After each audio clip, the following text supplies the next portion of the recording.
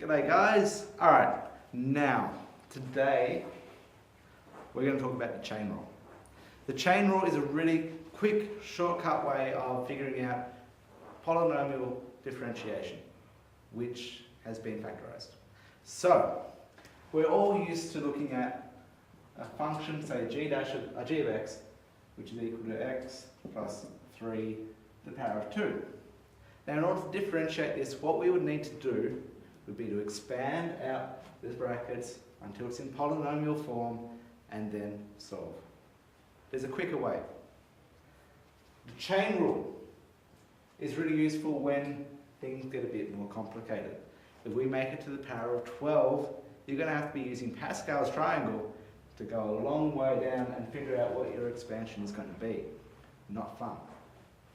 So, g dash of x. Okay. I'm going to use something called Leibniz notation.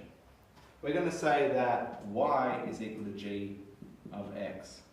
Okay? Then I'm going to say that, well, x plus 3, that's what's making this really difficult. Let's let u equal x plus 3. Now what I have is that y equals u to the power of 12.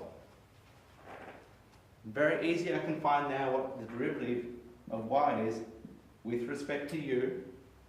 That will be 12u to 11. But we don't want to know what dy du is. We want to know what dy dx is. So we want to know dy dx.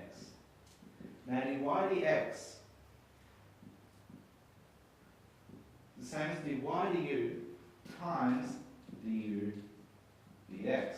Because when you do that, the du's cancel and you have dy dx left. Very nice, but we need to know what du dx is. In order to work that out, let's go back to what u is. U is in terms of x. So we can say du dx is going to equal 1. Okay? Otherwise known as Bohni's constant.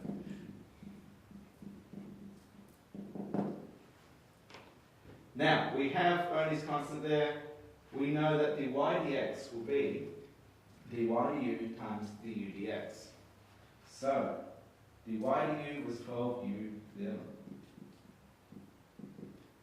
Du dx was 1.